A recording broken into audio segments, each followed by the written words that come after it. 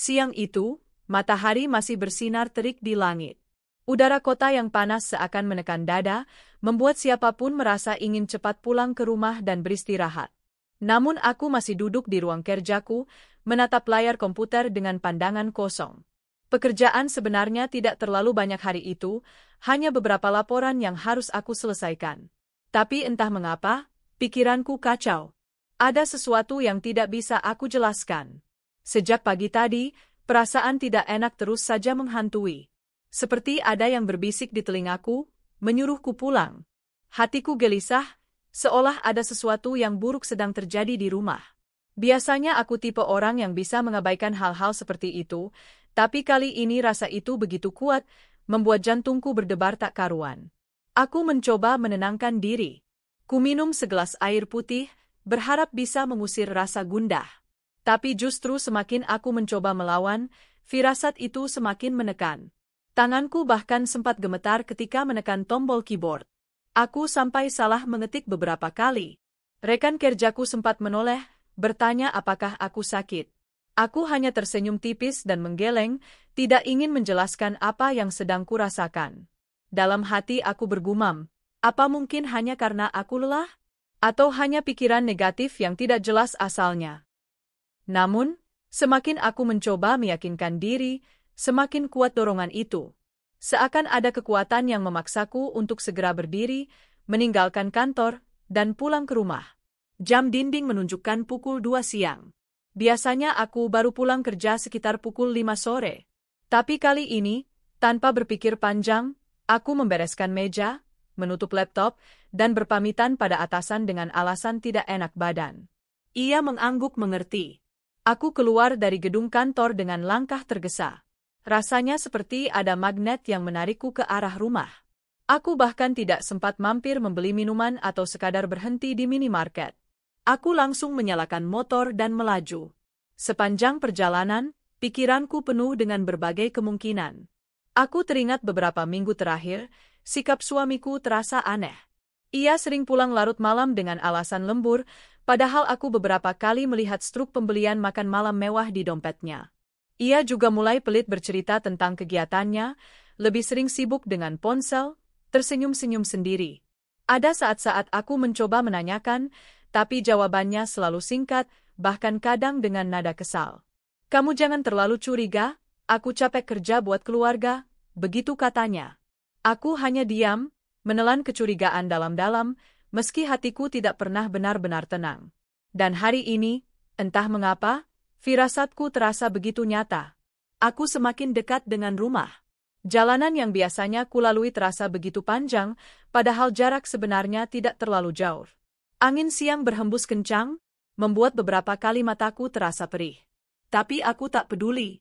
Dalam kepalaku hanya ada satu tujuan, segera tiba di rumah. Ketika motor berhenti tepat di depan pagar, aku merasakan sesuatu yang tidak biasa.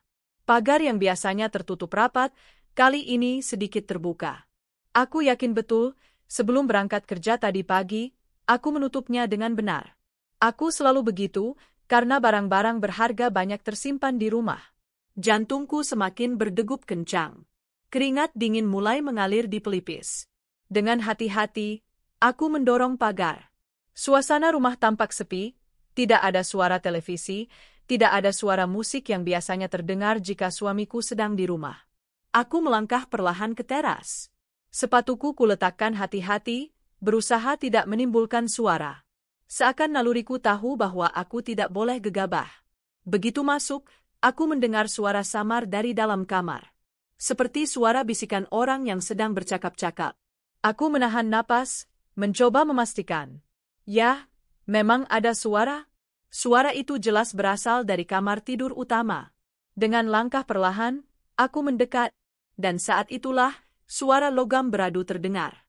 Suara yang sangat kukenal, suara brankas dibuka. Darahku langsung berdesir kencang. Brankas?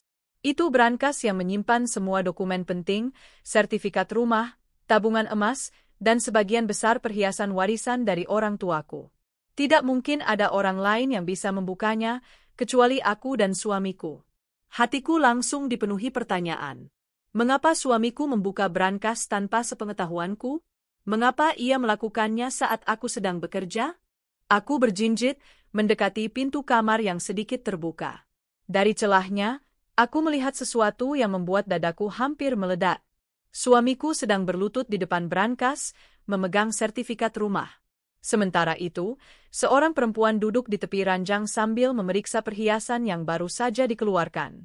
Perempuan itu bukan orang asing.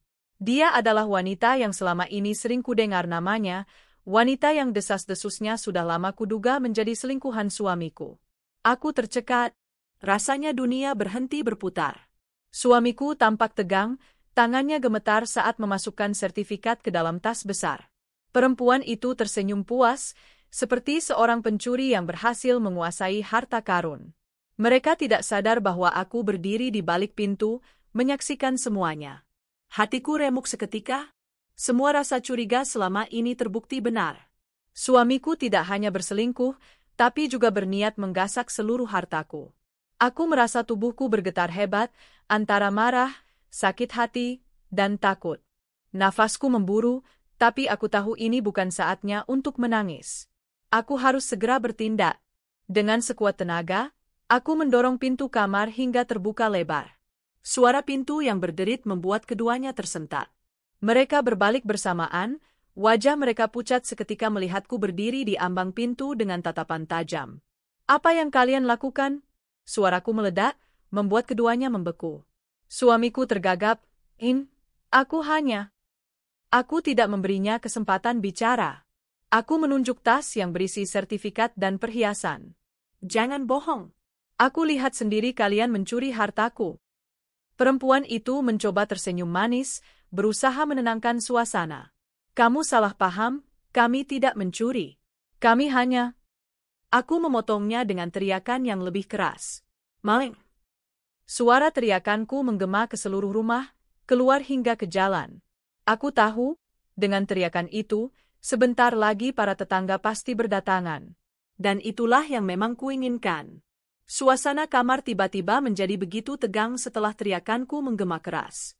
Suamiku dan perempuan itu menatapku dengan wajah pucat pasi, seolah tak percaya apa yang baru saja terjadi. Mereka seperti dua pencuri yang tertangkap basah sedang beraksi. Tanganku gemetar, tapi bukan karena takut, melainkan karena marah yang membuncah. Jantungku berdegup kencang, seakan siap meledak. Mataku menatap tajam ke arah mereka, penuh amarah dan kebencian. "Beraninya kalian!" Suaraku pecah, membuat keduanya tersentak. "Selama ini aku percaya padamu, aku menyerahkan hidupku padamu. Tapi lihat sekarang, kau tega mencuri harta istrimu sendiri bersama perempuan ini." Suamiku mencoba bangkit, meletakkan sertifikat yang sempat digenggamnya di atas ranjang. Wajahnya memerah, keringat dingin membasahi pelipis. "Sayang, dengarkan aku dulu, ini tidak seperti yang kamu pikirkan." Aku tertawa sinis. "Tidak seperti yang kupikirkan? Kau kira aku buta?" Aku lihat dengan mata kepalaku sendiri kau membuka brankas, mengeluarkan sertifikat rumah, perhiasan, emas. Apa itu bukan mencuri namanya? Perempuan yang duduk di tepi ranjang, yang selama ini hanya kudengar lewat gosip, kini benar-benar ada di hadapanku. Ia tampak gelagapan, mencoba mencari kata-kata. "Kamu jangan salah paham. Kami hanya butuh uang sementara, nanti kami kembalikan."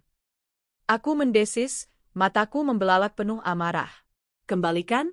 Kau pikir aku sebodoh itu? Kalian berniat kabur, bukan? Kabur membawa hartaku, lalu menikah dengan uang hasil curian ini." Mereka berdua saling pandang, wajah mereka semakin jelas menunjukkan rasa panik.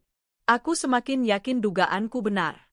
Aku melangkah maju ke dalam kamar, mendekati tas besar yang sudah terisi penuh. Dengan gerakan cepat, aku meraihnya, lalu mengangkatnya tinggi-tinggi. "Ini bukti. Kalian tak bisa mengelak lagi."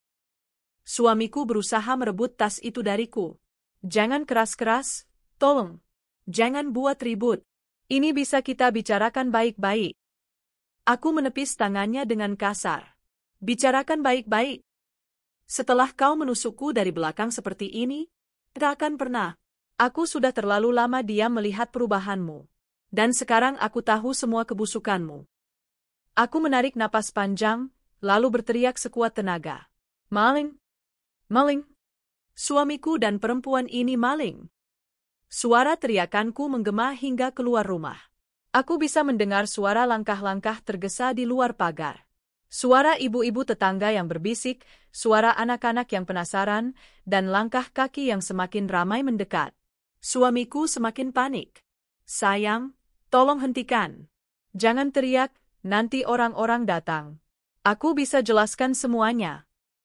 Aku menatapnya tajam. Kau baru sadar takut sekarang? Setelah ketahuan mencuri? Biarkan semua orang tahu siapa dirimu sebenarnya. Perempuan itu mencoba ikut membujuk. Kat, tolong, jangan bikin malu. Ini masalah keluarga, kita bisa selesaikan secara diam-diam. Aku menoleh padanya dengan tatapan yang menusuk. Keluarga? Kau bukan keluargaku. Kau perusak rumah tanggaku. Kau rampas suamiku, lalu kalian berdua rampas juga hartaku. Kau pikir aku akan diam? Tidak. Hari ini juga kalian akan menanggung akibatnya. Sambil terus berteriak, aku sengaja membuka pintu rumah lebih lebar. Masuk, Bu. Masuk, Pak. Ada maling di rumahku. Seketika, beberapa tetangga mulai berdatangan. Ibu-ibu yang sedang menjemur pakaian, bapak-bapak yang sedang duduk di pos ronda, semua berlari ke arah rumahku. Suasana mendadak ramai. Ya Allah, ada apa ini? Tanya Bu Yanti, tetanggaku yang rumahnya persis di seberang. Ia berdiri di pintu dengan wajah terkejut melihat aku memegang tas besar, sementara suamiku berdiri dengan wajah pucat. Mereka mau kabur bawa harta saya, Bu, teriakku sambil menunjuk ke arah suamiku dan perempuan itu. Lihat, dia suami saya, tapi bersekongkol dengan pelakor ini, mencuri sertifikat rumah dan perhiasan saya. Warga yang lain langsung heboh. Astagfirullah, masa suami sendiri maling ke istri? Ya ampun, tega banget ya. Itu siapa perempuan yang bareng dia? Perempuan itu langsung menunduk, wajahnya merah padam. Beberapa ibu-ibu mengenalinya, berbisik-bisik dengan nada sinis. Itu kan si Rina, yang sering jalan sama dia, pantesan. Suamiku mencoba menguasai keadaan. Semua ini salah paham. Aku tidak mencuri. Ini semua punya aku juga, kan aku suaminya. Aku langsung menukas tajam. Suamiku? Suami macam apa yang tega menggasak harta istrinya sendiri untuk dibawa kabur bersama selingkuhannya? Jangan putar balik fakta. Semua orang bisa lihat dengan mata kepala sendiri. Warga mulai bersuara lantang. Beberapa bapak maju ke dalam rumah. Kalau memang tidak salah, kenapa barang-barang itu sudah masuk tas? Sertifikat sama perhiasan kok mau dibawa? Suamiku terdiam, wajahnya semakin pucat. Perempuan itu mulai terisak, mencoba mencari perlindungan. Tolong, jangan salahkan aku, semua ini idenya dia. Aku tertawa miris. Oh, jadi sekarang saling lempar kesalahan? Bagus. Biar semua orang dengar, biar semua tahu siapa kalian sebenarnya. Keributan semakin menjadi-jadi. Suara-suara warga yang marah bergema di ruang tamu. Laporkan saja ke polisi. Jangan biarkan mereka kabur. Biar RT datang, biar jelas urusannya. Aku mengangguk. Betul, kita bawa ke polisi. Aku tidak akan diam, mereka harus bertanggung jawab atas semua ini. Salah satu tetangga segera berlari memanggil Pak RT. Beberapa yang lain menghubungi polisi lewat ponsel. Suamiku mencoba mendekatiku, wajahnya memelas. Sayang, tolong hentikan. Aku janji akan jelaskan semuanya. Jangan seret polisi, ini bisa merusak nama baik kita. Aku menatapnya penuh jijik. Nama baik? Apa kau pikir kau masih punya nama baik setelah semua ini? Tidak. Kau sudah menghancurkannya sendiri. Perempuan itu semakin terpojok. Ia duduk di lantai, menutup wajahnya sambil menangis. Tapi aku tidak iba sedikitpun. Bagiku, air matanya hanya air mata buaya yang tak berarti. Tak lama kemudian, Pak RT datang tergesa-gesa bersama beberapa warga laki-laki. Ada apa ini ribut-ribut? Tanyanya. Aku segera maju, menunjukkan tas besar yang berisi sertifikat dan perhiasan. Pak RT, saya tangkap basah suami saya dan perempuan ini sedang menggasak harta saya. Mereka mau kabur bawa semua ini. Pak RT menatap ke arah suamiku dengan wajah kecewa. Astagfirullah, benar begitu? Kamu tega sekali melakukan ini. Suamiku mencoba membela diri, tapi suaranya terbata-bata. Bukan begitu, Pak, ini semua salah paham. Warga langsung bersorak, mengejek. Salah paham apanya? Ketahuan basah-basah gini kok bilang salah paham. Pak RT menghela napas panjang. Baik, jangan ribut di sini. Kita tunggu polisi datang. Biar hukum yang bicara. Aku berdiri tegak, meski tubuhku masih bergetar. Melihat wajah suamiku dan perempuan itu yang semakin terpojok, ada rasa lega sekaligus sakit di hatiku. Lega karena kebenaran akhirnya terbongkar di depan semua orang. Sakit karena orang yang kucintai selama ini tega menusukku dari belakang. Namun aku tahu satu hal, mulai hari ini, aku tidak akan pernah lagi menjadi korban kebohongan mereka. Aku akan lawan habis-habisan. Dan ketika suara sirene polisi mulai terdengar dari kejauhan, aku tahu babak baru dalam kisah ini segera dimulai. Suara sirene polisi yang mendekat membuat suasana semakin riuh. Warga berkerumun di halaman rumahku, sebagian berdiri di pagar, sebagian lagi sudah memenuhi ruang tamu. Mereka ingin menyaksikan dengan mata kepala sendiri drama besar yang sedang terjadi. Polisi datang! Polisi datang! Teriak seorang anak kecil sambil berlari. Aku berdiri di tengah ruang tamu dengan napas masih terengah-engah. Tanganku erat memegang tas besar berisi sertifikat dan perhiasan. Suamiku duduk di kursi dengan wajah pucat pasi, sementara perempuan itu meringkuk di pojok ruangan, menangis terisak. Sirene berhenti. 2 mobil patroli parkir tepat di depan pagar rumah. Beberapa petugas turun dengan langkah sigap, membawa pentungan dan borgol di pinggang. Sorot mata mereka tajam, siap menghadapi apapun yang menanti di dalam rumah. Mana yang lapor? Tanya seorang polisi berbadan tegap begitu masuk ke halaman. Aku, Pak. Jawabku lantang sambil melangkah maju. Saya lapor pencurian di rumah saya sendiri. Pelakunya suami saya dan perempuan ini. Warga langsung bersorak. Betul, Pak. Kami semua saksi, mereka ketahuan ngambil barang-barang dari brankas. Polisi itu mengangguk, lalu masuk ke dalam rumah. Pandangannya menyapu ruangan, berhenti pada suamiku dan perempuan itu. Bapak dan ibu ini, tanyanya. Aku mengangguk tegas. Iya, Pak. Mereka berdua saya pergoki sedang menggasak sertifikat rumah, emas, dan perhiasan saya. Semuanya sudah masuk tas, siap dibawa kabur. Polisi lain segera mendekat, menatap tajam ke arah suamiku. Betul begitu, Pak? Apa benar Anda mengambil barang-barang ini tanpa izin? Suamiku tergagap, wajahnya pucat. Ini salah paham, Pak. Itu barang-barang rumah tangga, kan hak saya juga. Aku langsung menyambar. Hak? Hak apa? Sertifikat rumah ini atas nama saya, perhiasan ini warisan orang tua saya. Semua dokumen ada di sini, Pak. Dia tidak berhak membawa satu pun. Polisi mengangguk. Baik, kita tidak bisa memutuskan di sini. Semua harus dibawa ke kantor untuk diperiksa. Barang bukti juga harus diamankan. Warga semakin heboh.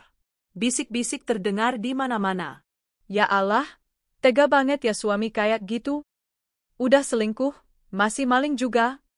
Pantesan sering lihat dia jalan sama perempuan itu. Kasihan istrinya, sabar banget dia selama ini. Aku menegakkan kepala, membiarkan semua orang melihat kenyataan.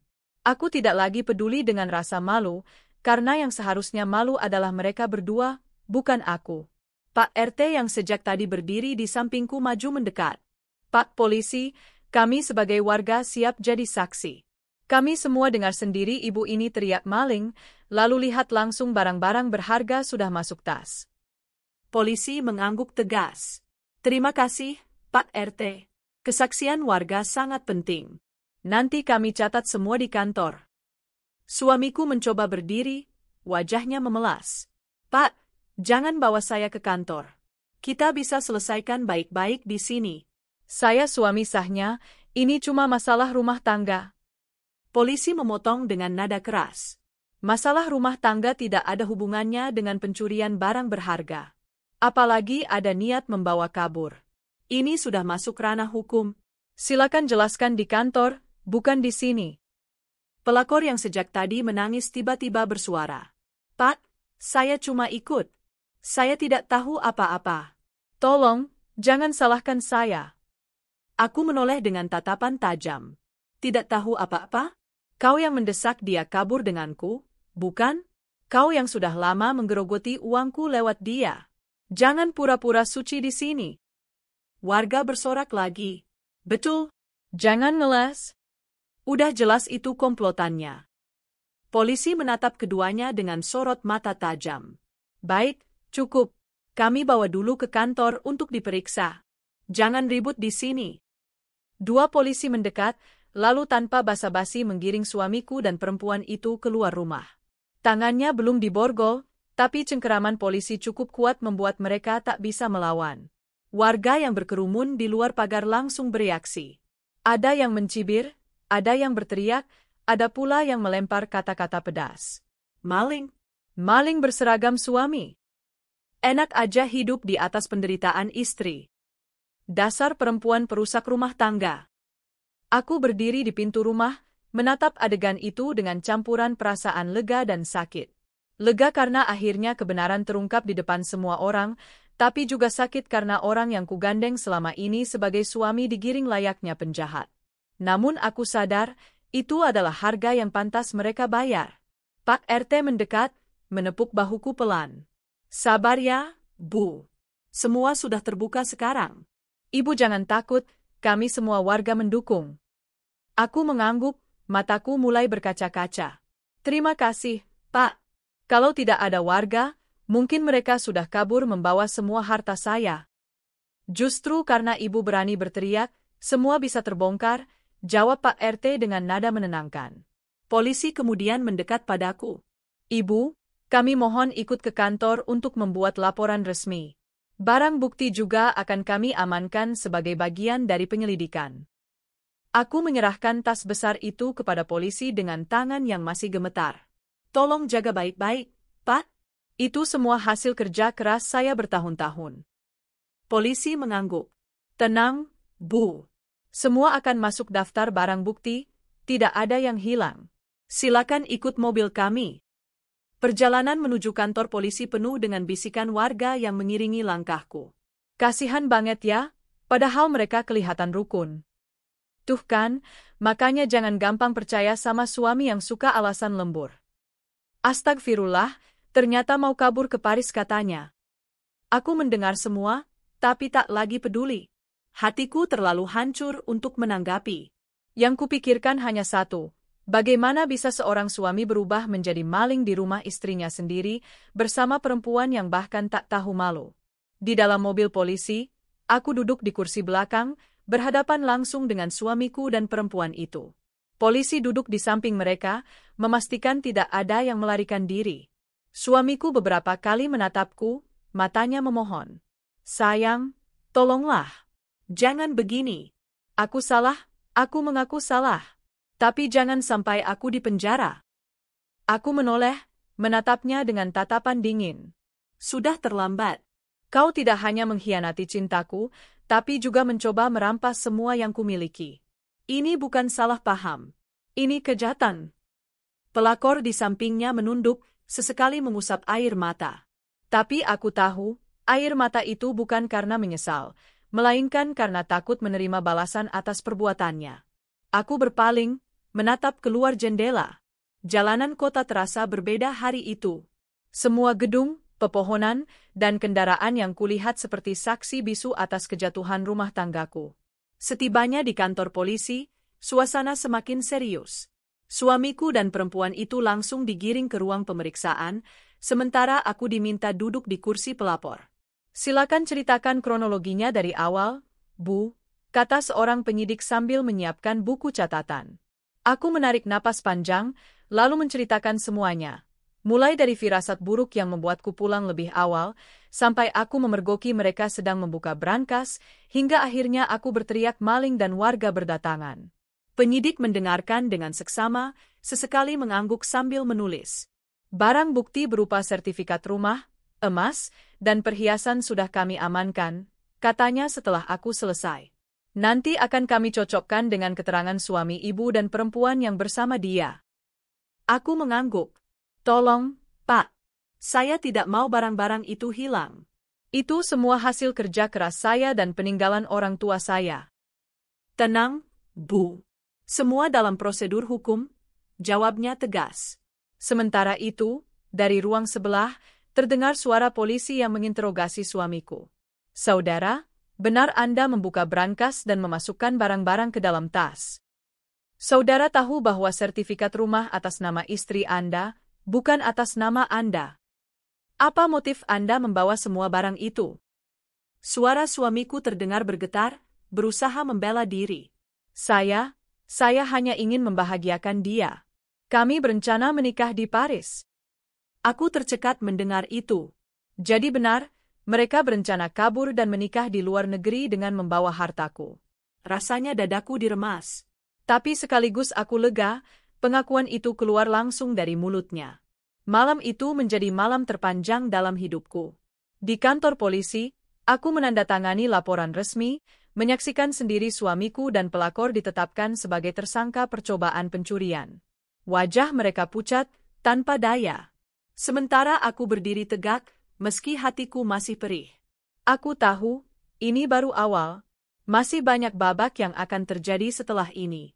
Tapi setidaknya, malam itu aku merasa satu langkah lebih dekat menuju kebebasan dari pengkhianatan.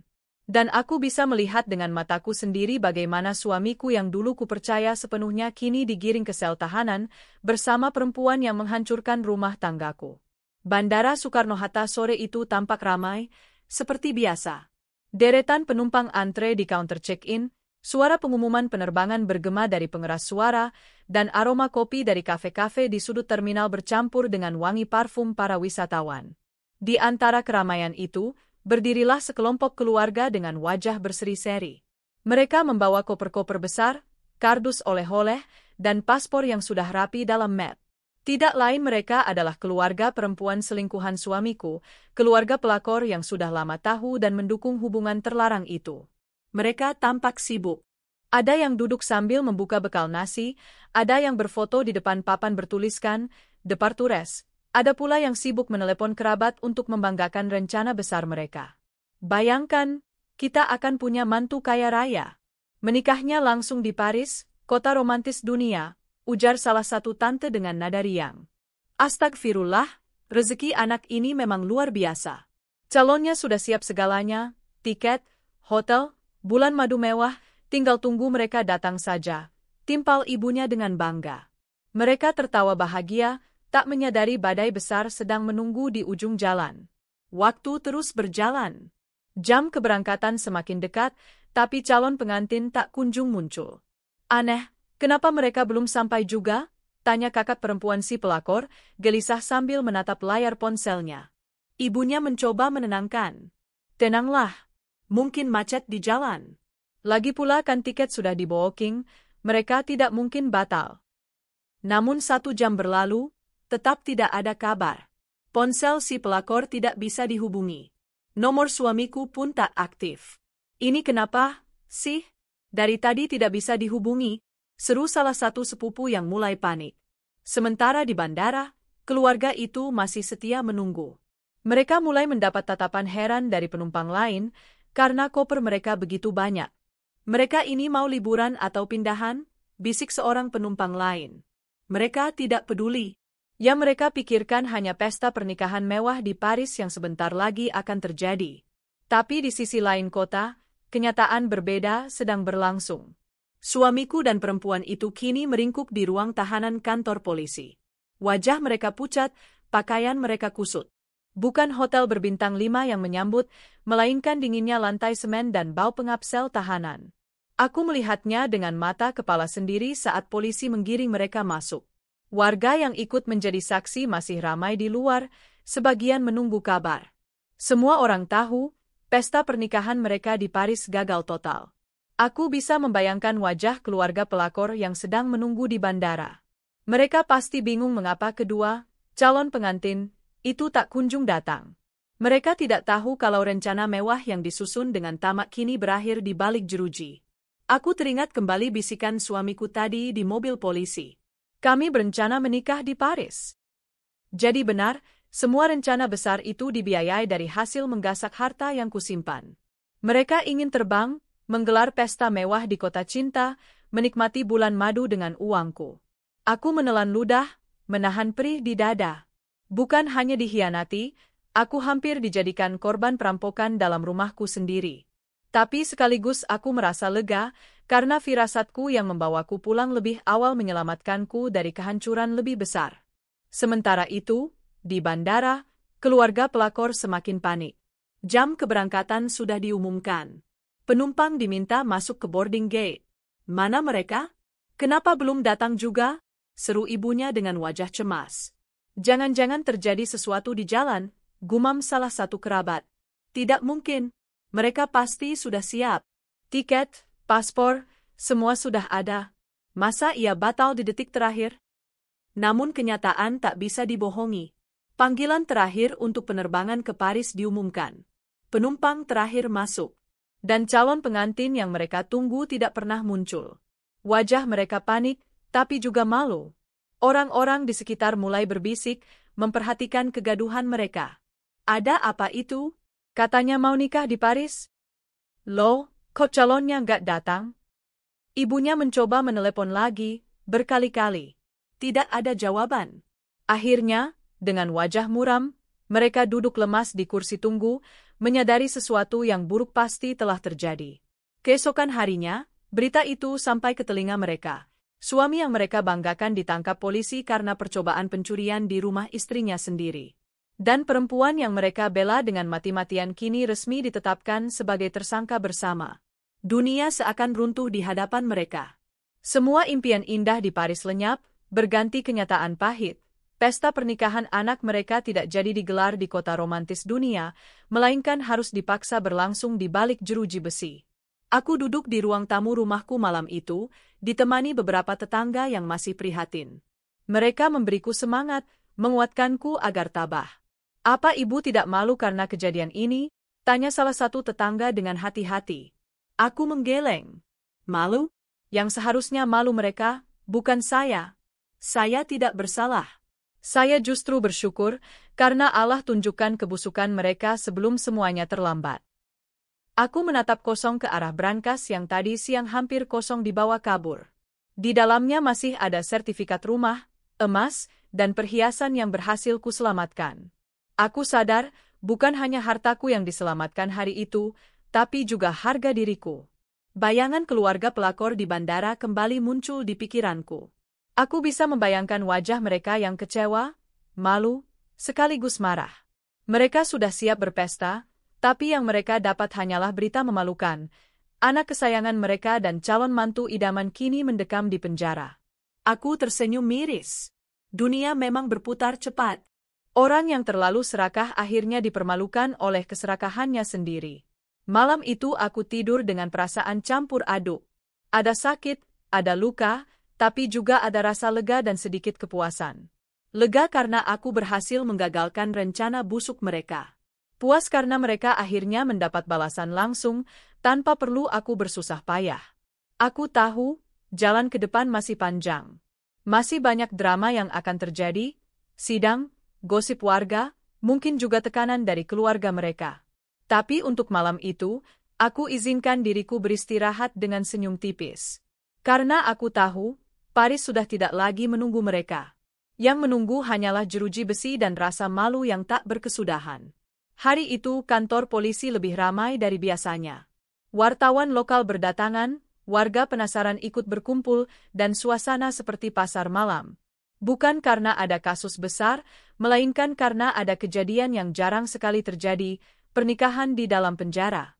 Ya, suamiku dan perempuan selingkuhannya, yang dulu berencana melangsungkan pernikahan mewah di Paris, kini dipaksa menikah di balik jeruji.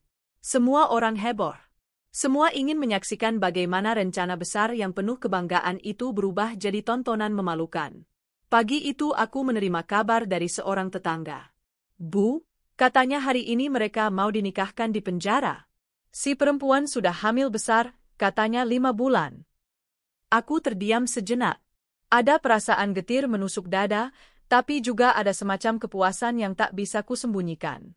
Di penjara? Tanyaku memastikan. Iya, Bu. Keluarganya sudah datang, membawa penghulu juga. Aku hanya tersenyum tipis. Dalam hati aku berkata, silakan saja. Kalian sudah merencanakan bulan madu di Paris, sekarang biarlah Allah balas dengan bulan madu di balik jeruji. Sementara itu, keluarga pelakor mulai berdatangan ke kantor polisi.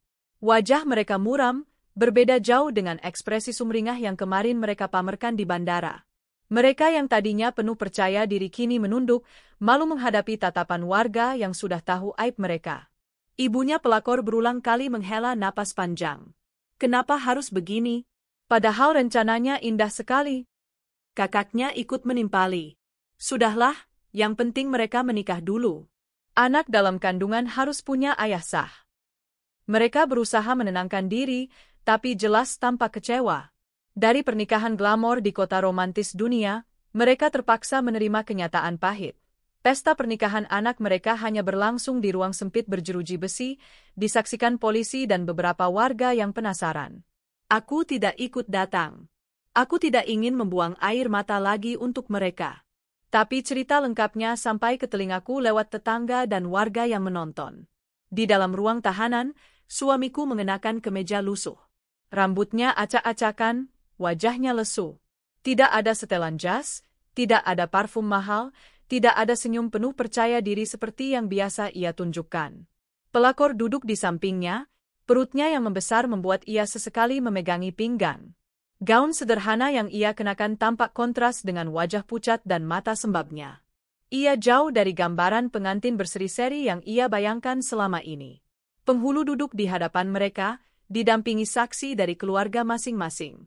Beberapa polisi berjaga, memastikan prosesi berjalan tertib. Warga yang menonton menahan tawa. Ada yang berbisik, ada pula yang terang-terangan mengejek. Ceka. Nikahnya di penjara, memalukan sekali. Padahal katanya mau bulan madu di Paris, ya. Ya beginilah kalau tamak, akhirnya jadi tontonan. Suasana benar-benar jauh dari hikmat. Alih-alih haru, yang ada justru cibiran dan rasa iba bercampur geli. Akad nikah berlangsung sederhana. Dengan suara lirih, suamiku mengucapkan ijab kabul. Tangan gemetarnya nyaris membuat penghulunya mengulang beberapa kali. Pelakor menunduk, air matanya jatuh bercucuran.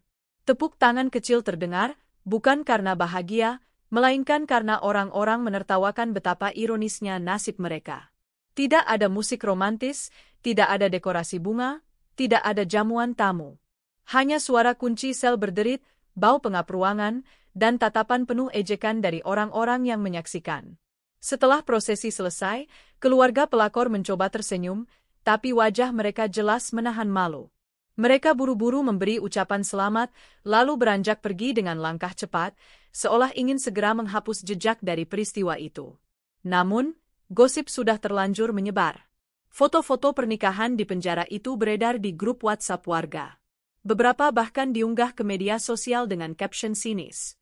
Rencana nikah mewah di Paris gagal, akhirnya sah juga di balik jeruji.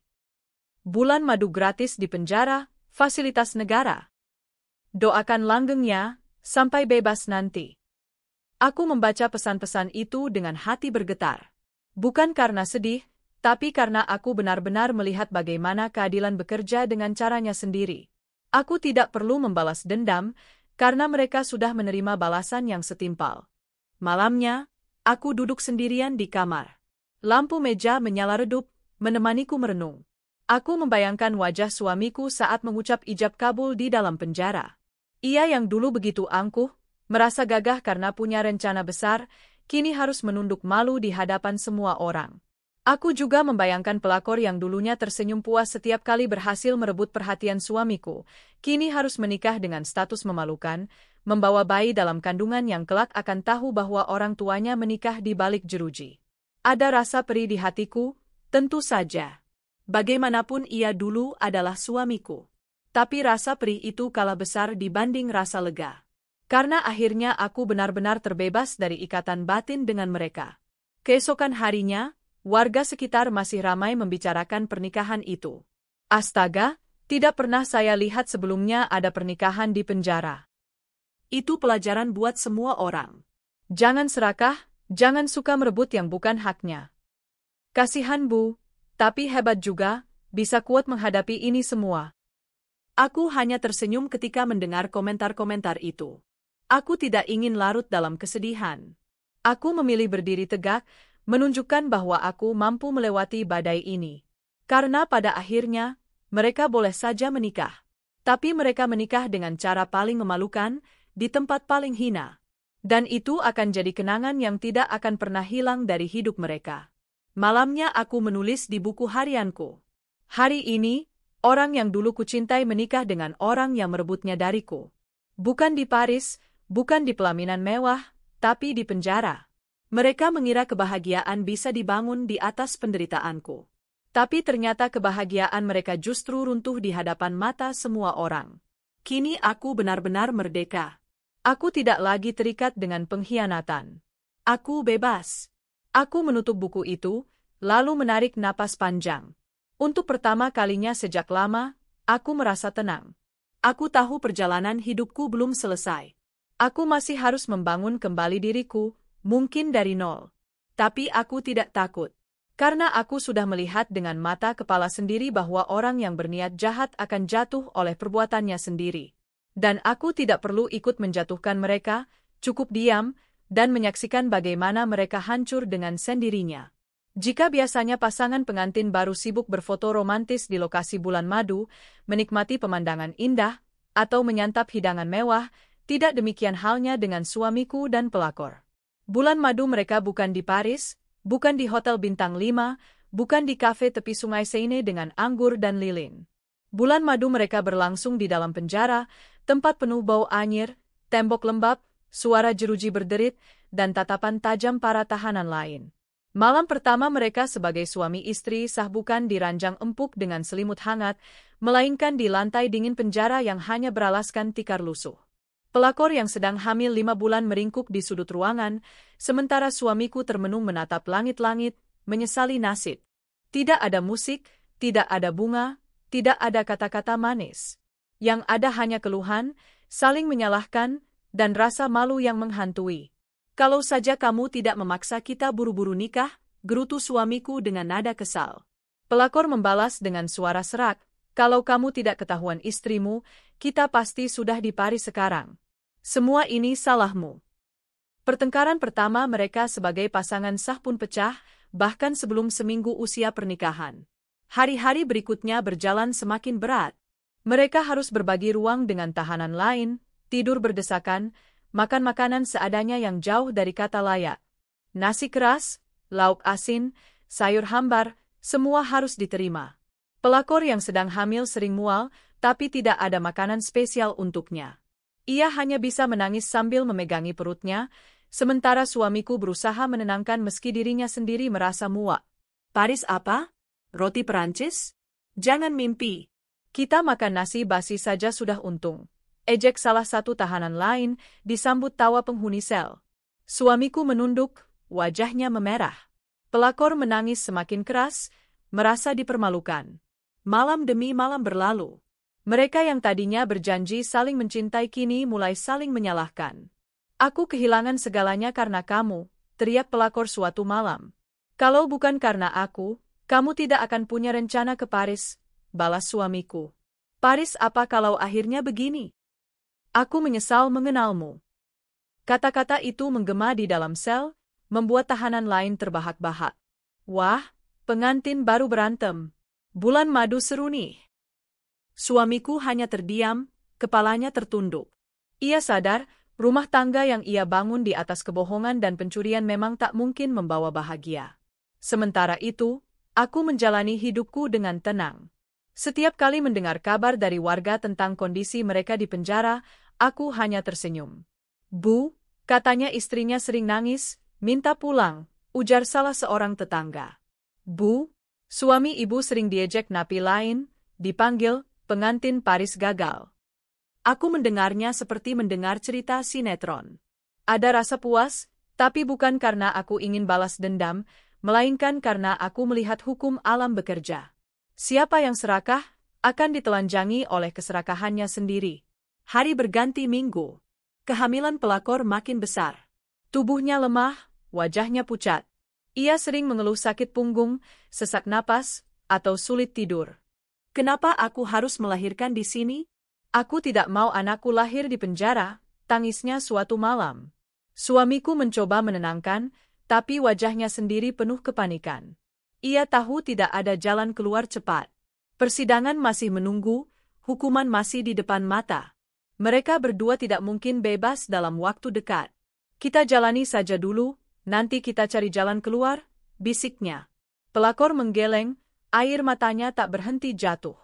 Ia baru menyadari, mimpi indah yang ia kejar dengan merebut suami orang kini berubah jadi mimpi buruk.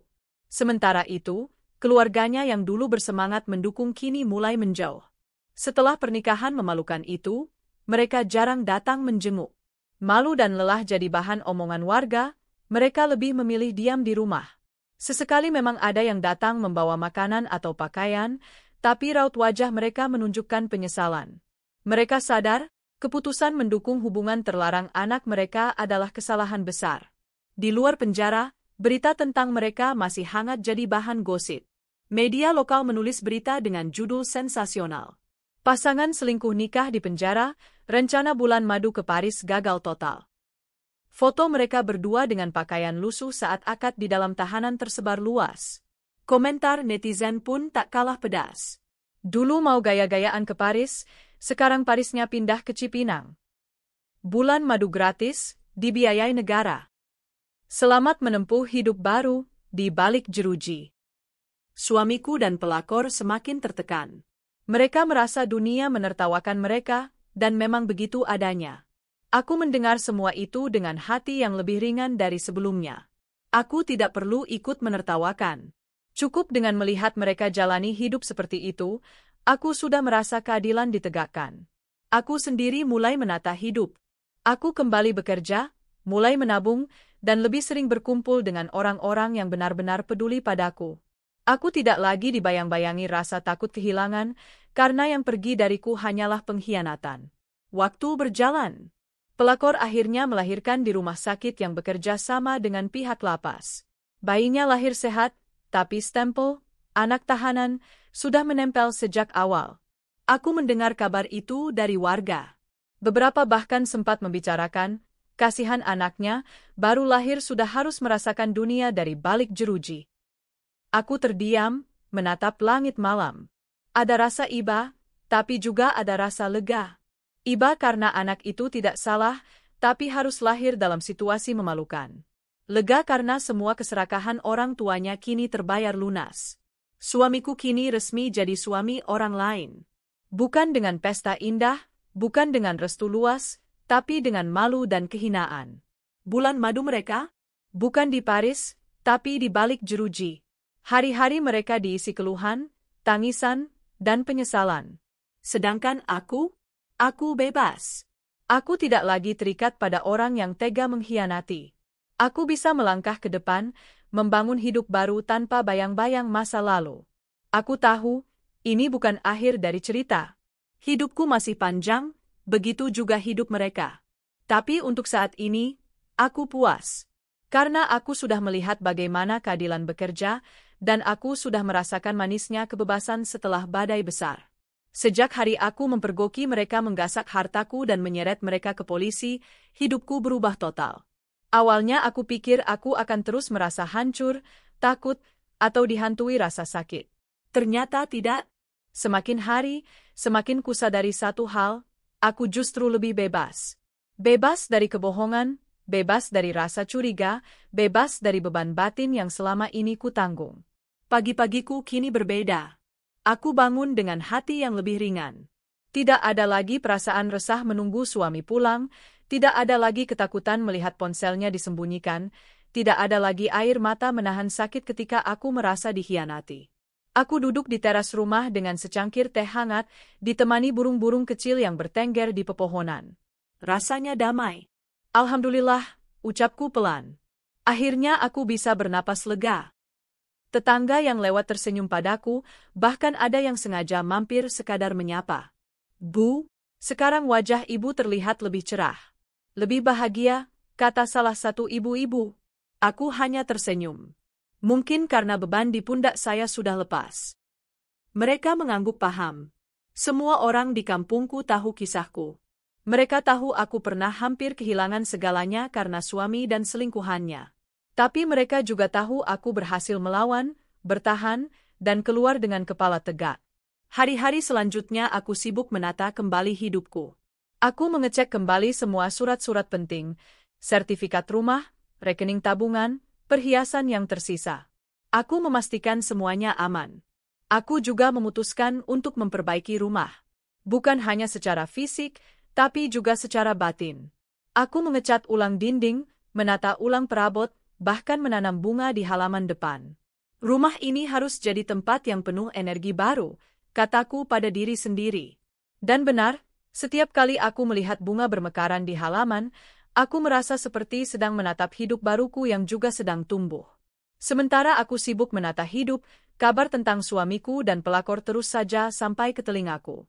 Ada saja warga yang bercerita ketika bertemu di warung atau di jalan.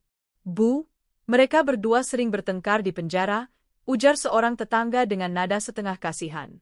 Katanya pelakor sering nangis karena anaknya lahir di sana, sambung yang lain. Suami ibu dipanggil, pengantin Paris gagal, sama teman-teman selnya. Kasihan juga sih, tapi ya itu balasan dari Allah. Aku hanya tersenyum mendengarnya. Aku tidak ingin lagi menaruh dendam. Aku cukup menyaksikan dari jauh bagaimana mereka menanggung akibat dari perbuatannya sendiri. Ada malam-malam di mana aku masih termenung. Bukan karena rindu, tapi karena aku merenungi perjalanan hidupku. Kenapa aku bisa begitu sabar dulu? Kenapa aku tidak sadar lebih cepat, pikirku? Tapi aku tidak ingin menyesali.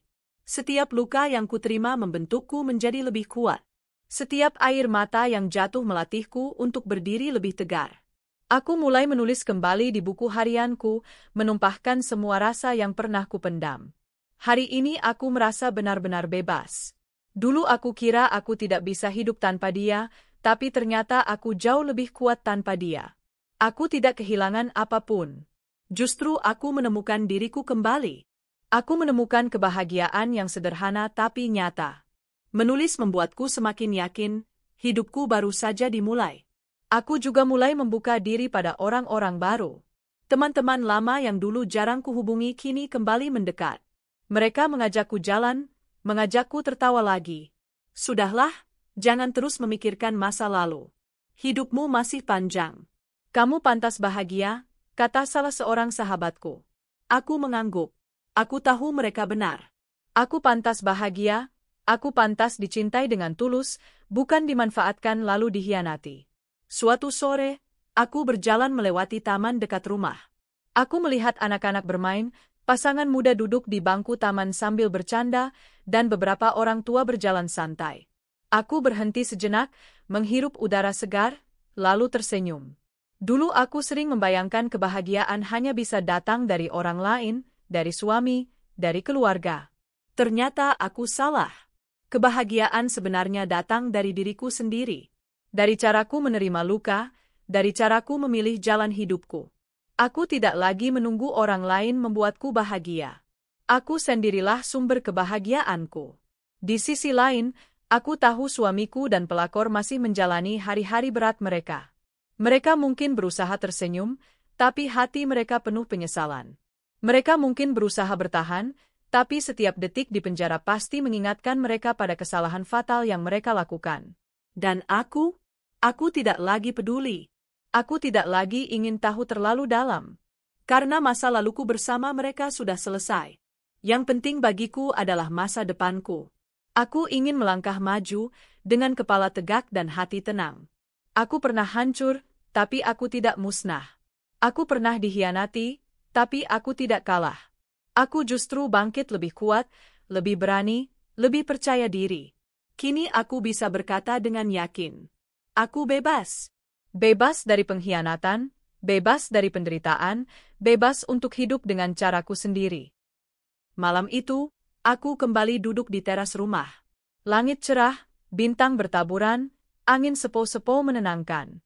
Aku menutup mata, mengingat semua yang sudah kulalui, tangisan, kemarahan, teriakan, maling, di rumahku, kerumunan warga, Suami dan pelakor digiring ke polisi, hingga kabar mereka menikah di penjara. Semua terasa seperti mimpi buruk yang akhirnya berlalu. Aku tersenyum. Untuk pertama kalinya dalam hidup, aku merasa benar-benar merdeka. Dan aku berjanji pada diriku sendiri, aku tidak akan lagi membiarkan siapapun merampas kebahagiaanku. Aku akan melangkah ke depan, membawa luka sebagai pelajaran, dan membawa harapan sebagai bekal. Karena hidupku belum berakhir. Justru baru saja dimulai. Dan aku, sebagai istri sah yang kini bebas, siap menulis babak baru dalam perjalanan panjangku. Hidup ini seringkali penuh dengan kejutan. Ada kejutan manis yang membuat kita tersenyum, ada pula kejutan pahit yang membuat kita hampir tak bisa bernapas. Aku sudah merasakan keduanya. Pernah berada di titik terendah, pernah merasa seakan dunia runtuh di depan mata. Tapi kini, ketika semua badai sudah berlalu, aku berdiri tegak di sini. Aku bukan lagi perempuan yang sama seperti dulu. Aku adalah aku yang baru, yang lebih kuat, yang lebih berani, yang lebih mencintai dirinya sendiri. Aku tidak akan pernah melupakan hari ketika aku mempergoki suamiku dan pelakor di rumahku, sedang menggasak harta bendaku. Wajah mereka yang kaget, tubuh mereka yang gemetar, dan suaraku yang lantang meneriakkan kata, "Maling!" di hadapan warga, semua itu masih jelas terpatri dalam ingatanku. Hari itu menjadi titik balik dalam hidupku. Bukan hanya karena aku kehilangan suami, tapi juga karena aku menemukan keberanianku. Selama ini aku selalu diam, selalu bersabar, selalu memaafkan meski hatiku tersayat. Tapi hari itu aku memilih untuk melawan. Dan sejak saat itu, aku tahu, aku tidak akan pernah lagi membiarkan diriku diinjak-injak. Suamiku dan pelakor mungkin berpikir mereka cerdik. Mereka merencanakan segalanya dengan rapi, menikah di Paris, berbulan madu, membawa keluarga besar, semua dengan uang hasil rampasan dari rumahku. Tapi keserakahan selalu punya harga.